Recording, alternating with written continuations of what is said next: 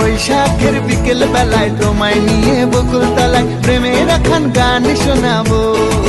পাখিরা ডাকবে মনে রং লাগবে, পাখিরা ডাকবে মনে রং লাগবে, কিছু মিষ্টি মধুর স্বপ্ন সাজাবো।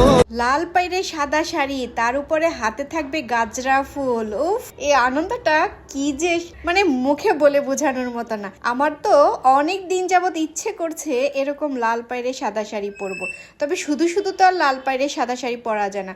তো আজকে পহেলা বৈশাখ উপলক্ষে সুন্দরী সুন্দরী আপুরা একটা বিশাল আয়োজন করেছে। তার মধ্যে সবাই লাল পাইরে সাদা শাড়ি পরবে আর হাত ভরে থাকবে গাজরা।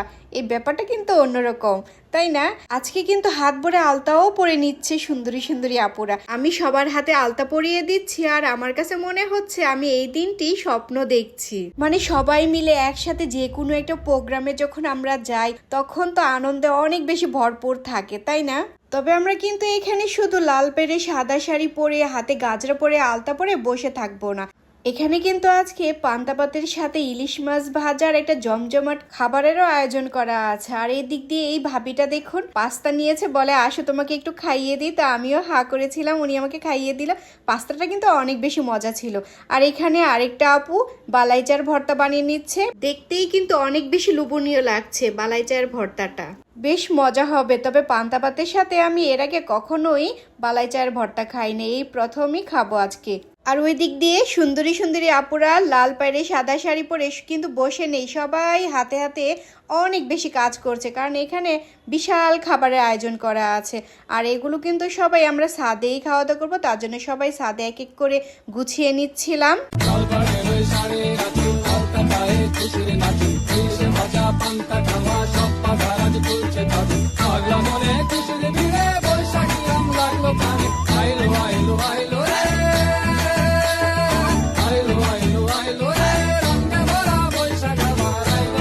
আমরা সবাই মিলে এখন সবার মতো করে হাতে হাতে খাবার নিয়ে নিব। আর এদিক দিয়ে দেখুন ফুচকা খাওয়া শুরু করেছে এখন এই ভাবিটা। আর এদিক দিয়ে দেখুন আমি ফুচকাটা ধরাতে টান মেরে নিয়ে গেল, আমাকে সাধলো কিন্তু আমাকে দিল না। তারপর আমিও একটা ফুচকা ভেঙে নিলাম আর সবার মতো করে ফুচকা খাওয়া শুরু করলাম, কারণ ফুচকা রেখে কি বসে থাকা যায় বলেন তো? আর আজকে কিন্তু এই সুন্দরী ভাবির বাসায় গিয়েছি, আর এই সুন্দরী ভাবির বাসায় কিন্তু এত সব কিছুর আয়োজন করা হয়েছে। যেমন সুন্দর মাশাআল্লাহ, তেমন তার সুন্দর সুন্দর হাতের কাজ। পুরো বাসাটা ঘুরে ঘুরে আমি দেখেছি, তার বাসাটা সাজানোও কিন্তু অনেক বেশি সুন্দর ছিল। তারপর আমি একটা মাটির প্লেটে পান্তা ভাত, আলুর ভর্তা, নাগামরিচ, ইলিশ মাছ ভাজা, তারপর হচ্ছে বালাইচা। তো প্রথমে আমি আলুর ভর্তা আর নাগামরিচ দিয়ে খাওয়া শুরু করলাম, কারণ আমার কাছে আলুর ভর্তা আর নাগামরিচ দিয়ে এর আগে আমি অনেকবার খেয়েছি পান্তা ভাত। তারপর আজকেও নিলাম, তবে সাথে কিন্তু কাঁচা পেঁয়াজও নিয়েছি, কারণ আমার কাঁচা পেঁয়াজ দিয়ে খেতে অনেক বেশি ভালো লাগে। বিসমিল্লা বলে না একটা লোকমা যখন মুখে দিলাম, কি যে একটা মজা লাগছে খেতে। আর অনেকে মিলে একসাথে যে কোনো খাবার খেলেই না অনেক বেশি মজা লাগে। তারপর আমি ইলিশ মাছটা একটু খুলে নিলাম, আর কাটা মাছ খেতে আমার অনেক বেশি ভয় লাগে, তাই আমি বালাইচা দিয়েই খাচ্ছি। আর পান্তা ভাত খাওয়া শেষ করে এখন আমি নিয়ে নিলাম একটু ভুনা খিচুড়ি। আর এই ভুনা খিচুড়ির সাথে আমি রসুনের আচারও নিয়েছি। আর এই রসুনের আচার দিয়ে ভুনা খিচুড়ি খেতে এত বেশি মজা লাগছে, সাথে ডিম ছিল, তো আমি একটু ডিমও ভেঙে খেয়ে নিলাম। আমার সাথে জেসমিন আপুও বসে খাচ্ছে।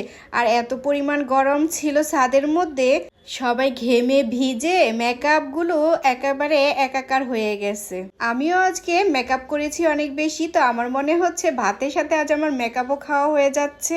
আজকে প্রত্যেকটা খাবারই না এত বেশি মজা হয়েছে যে সবাই অনেক বেশি তৃপ্তি নিয়ে খেয়েছে, আলহামদুলিল্লাহ। সুন্দরী সুন্দরী আপু ভাইদেরকে বলছি, আপনারা আজকের দিনটি কিভাবে উপভোগ করেছেন একটু অবশ্যই কমেন্ট বক্সে জানিয়ে যাবেন। আজকের মতো এখানে বিদায়, সবাই ভালো থাকবেন, আল্লাহ হাফেজ, আসসালামু আলাইকুম।